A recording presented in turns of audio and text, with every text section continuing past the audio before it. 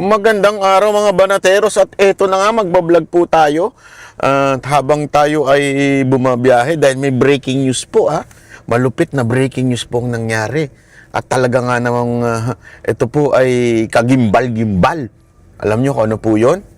Aba, si Marcos kinain na ng lupa. Hindi, bumagsak na ng todo-todo. Negative 27 na siya. Yung trust rating ng mga Pilipino sa kanya, wala na talaga.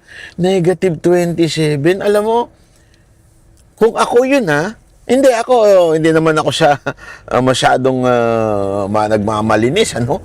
Pero kung ako yun, mga banateros, magre-resign na ako.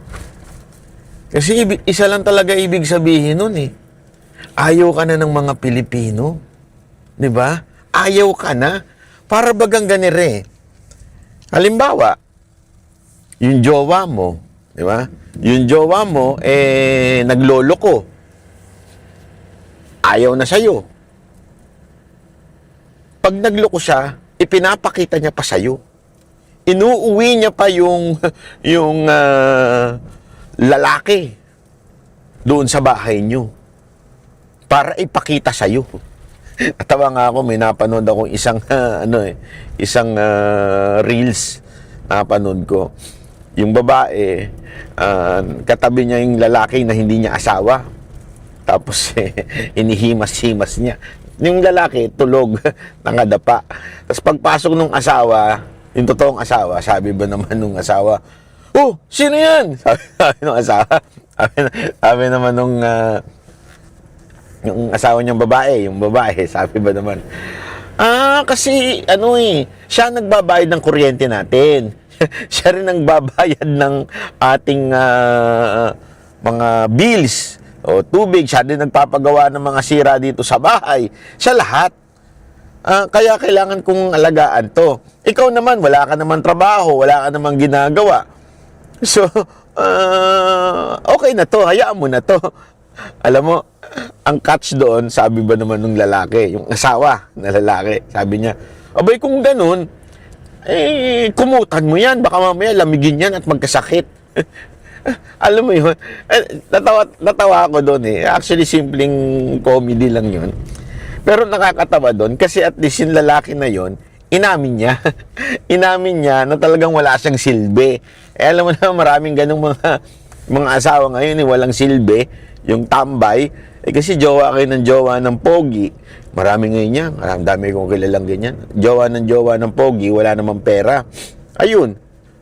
Pagka anak sa kanila, as in, lagi na nag-aaway, pasakit. Kasi alam mo, ang pag-aasawa o pagbo-boyfriend, huwag niyong ipagpapalit sa 5 minutong sarap. Huwag niyong ipagpapalit doon. Siguraduhin ninyo yung lalaki may direksyon sa buhay. Kung walang direksyon na lalaki sa buhay, nonsense. Huwag niyong pagpalit sa 5 minuto, 10 minutong sarap. Pogi kasi siya Ang ganda ng abs niya. Anuhin mo yung abs niya, wala na kayong makain. Anuhin mo yung abs niya, wala kayong pambayad ng kuryente at tubig. Di ba? Anong punto ko dito?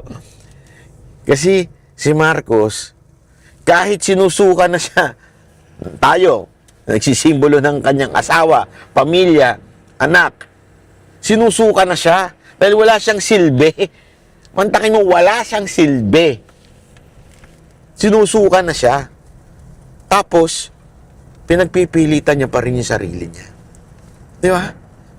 Kaya yung mga may dignidad pa ng mga kalalakihan, expect wag na tayo mag-expect pala kay Marcos na may dignidad dyan. Pero yung mga merong pang dignity na natitira, honor doon sa mga kalalakihan dyan, pag kayo sinusuka na ng asawa ninyo dahil wala kayong silbi, abay, umalis na kayo. Mag-alsa balutan na kayo kasi kawawa naman yung magiging pamilya nung babae. Sabihin, yung anak nyo. Diba? Hayaan mo na iba na mag-take over. Aminin mo na lang na isa kang walang kwenta, isa kang tambay, isa kang mahinang nilalang. So, aminin mo na lang yun. Si Marcos, kahit ganito, na wala na yung tiwala ng taong bayan, imaginein mo, Napanood ko nga sa news negative 27. World record daw. Si Pangulong Duterte, tapos na ang termino, sobrang taas pa ng tiwala ng taong bayan. Di ba? Kaya, yung pinalalabas ng mga bayarang media, yung mga pokpok na media, yung pinapalabas nila na kesyo ayaw na ng tao kay BP Sara Duterte o sa mga Duterte, yan po ay isang katarantaduhan. Isa pong katarantaduhan yan. Hindi po totoo yan. Yan po ay packaging lang nila para sabihin na humihina si BP Sara Duterte. Hindi po totoo yan. Sabi ko nga sa inyo, mag-eleksyon ngayon, landslide yan. Landslide sigurado si BP Sara Duterte. Bakit? Kasi kitang-kita ng mga Pilipino na itong taon to, matindi ang pinagdadaanan, matindi ang panggigiba, matindi yung pagbabatikos, paninira ni Auntie Claire at ng buong gobyerno, and yet, nakatayo pa rin. And yet, lumalaban pa rin. Di ba? Yan po ang isang katangian ng matigas o matibay o malakas na presidente o leader. Hindi katulad ni Marcos, pag merong pagsubok na dinadaanan, tapos tatanungin siya ng media, lalo na pag foreign media, tatawanan lang niya. Kasi nga, walang alam. Alam mo, sa totoo lang, si BBM ang sa tingin ko, pinakabobong presidente meron tayo. Oo, nakagraduate siya ng Watson Kuno o Wharton Kuno, nakagraduate siya. Pero alam nyo, sa totoo lang, ay, hindi pala yun, si Maroas pala sa Wharton. Nakagraduate daw si Marcos. Pero pagdating sa totoong buhay, yung application, yung problem solving sa buhay, wala si Marcos. Tama talaga yung atin niya na si Amy Marcos doon sa pelikula na pinalabas na, tandaan ninyo? Yung pinalabas na pelikula na yun, tamang-tama talaga. Yung sinabi ng kanyang kapatid doon sa pelikula na through the experience ng father, di ba? Yung kanyang tatay, na sinasabihan siya na walang alam itong si BBM, walang ginawa kung hindi mag-party, walang ginawa kung hindi magbulakbol. Alam mo, sa totoo lang po, hindi ko lang kung sinasabi sa inyo ito. Ng isang beses, ilang beses ko na sinabi sa inyo to. Naalala ko noon, nung naimbitahan si Mocha noon sa bahay ni BBM noon. Sumama pa nga ako noon Nung kausap namin si BBM, sabi ko,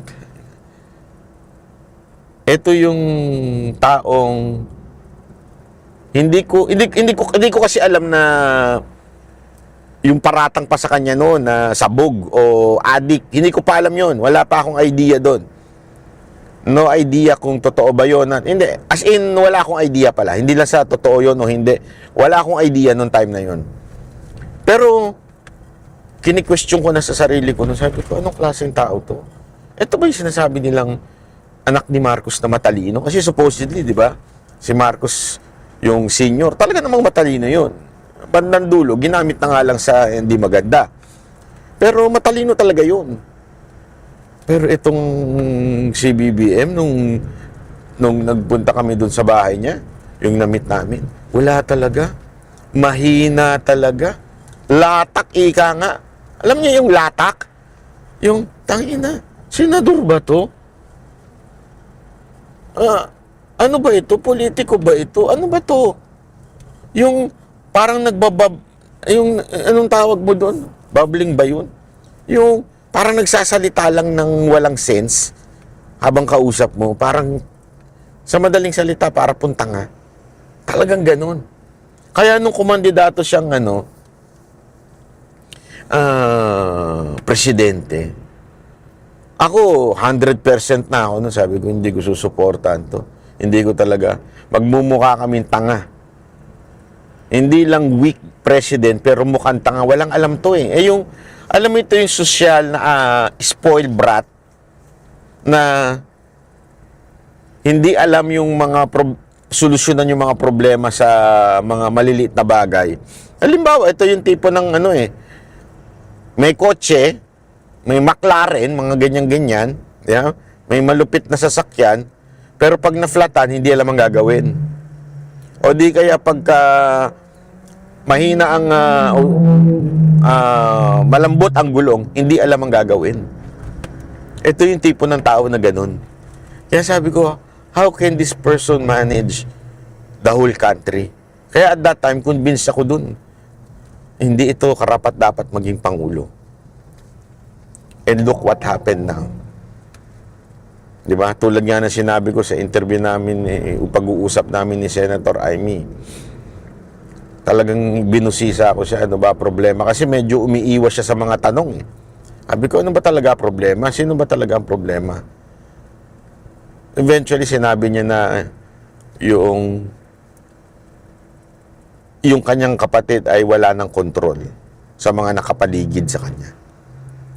At mukhang ganun nga nangyayari.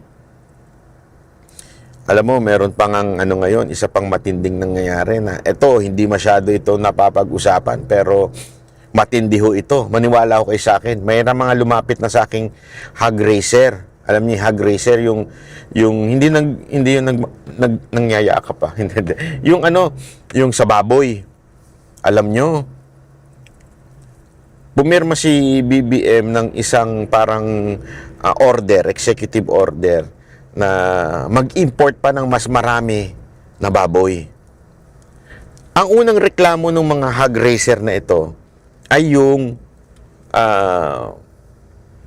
ang dami-dami nating baboy. Bakit kayo mag-i-import? Katulad din yan sa sugar naalala nyo? Kasi remember, nag-ano na siya ngayon nagtutugma-tugma na siya. Bakit? Kasi naalala niyo yung sa sugar noon sa importation, marami nagsabi kumikita diyan. Tapos inisa-isa na yan, lahat ini-import. Ngayon, baboy na hindi na pinapansin dahil nga natatabunan ng flood control, impeachment, natatabunan. Pero yung import na yan, ay grabe na ho. Pinapatay na talaga yung mga hog racer, yung mga nagninegosyo ng baboy. At ito matindi dyan, Di ba kinunik mismo ng mga Marines, yung 18 Marines, o 22 na sila ngayon? Kinunik mismo nila na may perang nanggagaling mula sa importation at napupunta sa Malacanang. At kung kani-kanino. Ibig sabihin, kasi di ba tatanong nyo, yung maleta-maleta na yan, hindi lang sa flood control galing yan, Ang bintang nila, di umano, allegedly, nanggagaling sa bilibid, nanggagaling sa customs, importation. Doon nanggagaling yung pera at nagiging maleta at pinamimigay sa mga congressman at sa mga public official, mga DPWH. Doon nanggagaling yung pera dun sa importation. Isa yan sa source yung importation. Ito pa matindi nito. Dahil nga doon sa sobrang daming importation, hindi nababantayan yung mga baboy na pumapasok. Nahahawa yung mga baboy natin. Yung mga baboy natin, nahahawa. Nagkakaroon tuloy ng matinding namamatay yung mga yung mga baboy na sa atin. Bakit? Kasi yung sa atin, may sistema sila Pare, itong barangay na to, yung baboy dyan lang, bawal lumabas. Anything na lumabas dyan sa na yan, sa barangay na yan, bawal na. Kontrolado pag local mga baboy. Ang problema talaga, pag pagka nag-import na. Kasi, pag import niyan, alam mo ba yung mismong, sa sobrang komplikado, sa sobrang nga daw, sa sobrang hirap mag-raise ng baboy, pag ikaw kumain ka daw ng baboy na may yung swine na yan, hindi ka naman, walang manifestation sa'yo. Ibig sabihin, hindi ka, wala kang sakit. Pero, since kumain ka niyan, tapos pumunta ka doon sa babuyan, mahahawa yung baboy. Ganun katindi. Kaya nga ngayon, dahil sa dami ng import na hindi naman nakikita kung ito may sakit o wala, ngayon, pupunta ngayon dito sa mga malalapit sa mga farm na mga babuyan, nagkakahawaan at ngayon nagkakamatayan ng baboy. So, sa madaling salita, double whammy nangyari. Nalulugi na nga yung dahil sa pag-i-import, dahil binabaha na tayo ng baboy mula sa ibang bansa, nalulugi na ha? Tapos pinapatay pa nito yung mga baboy na meron tayo. Ganong katindi. Ewan ko kung ito'y dumadaan sa radar ni Marcos. Parang wala siyang kaalam-alam dito na nalulugi na. At alam mo, they're trying their best na na manawagan sa gobyerno. Wala nang pumapansin sa kanila. Kaya nga nanawagan na sila kay Banatbay kasi wala na nang pumapansin sa kanila. Yung mga supposedly susumbungan nila ng mga politiko, wala na rin. Ang utak nasa impeachment.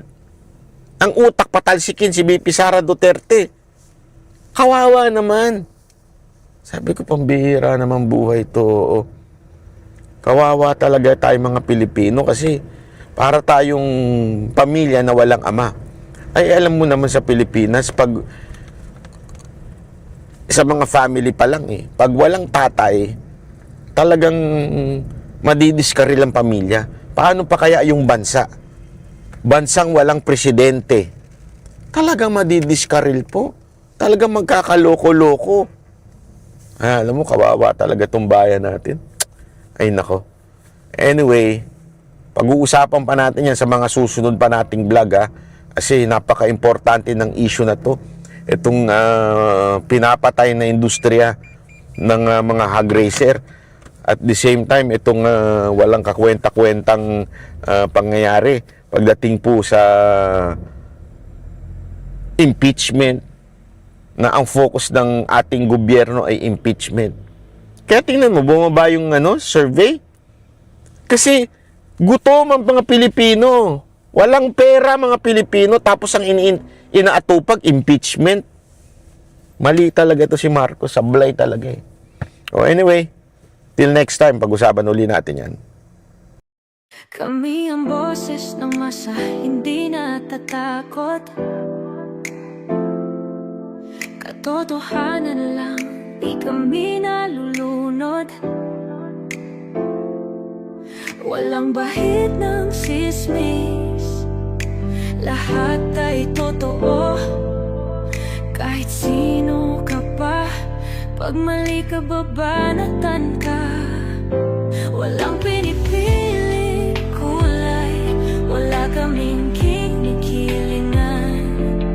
Basta para sa bayan, kami lalaban. Pag tama palakpakan, pag mali banatan, di matitinag, di matatakot. Para sa bayan, tuloy ang sigaw. Sa harap ng kamera, walang halong takot. Mga baluktot, lahat kayo'y tutumba. Ang hustisya at totoo, yun lang ang mahalaga. Kahit sinong harang, di kami matitinag. Walang pinipiling kulay, wala kaming kinikilingan. Basta para sa bayan, kami lalaban. Pag tama palakpakan, pag mali banatan, di matitinag, di matatakot.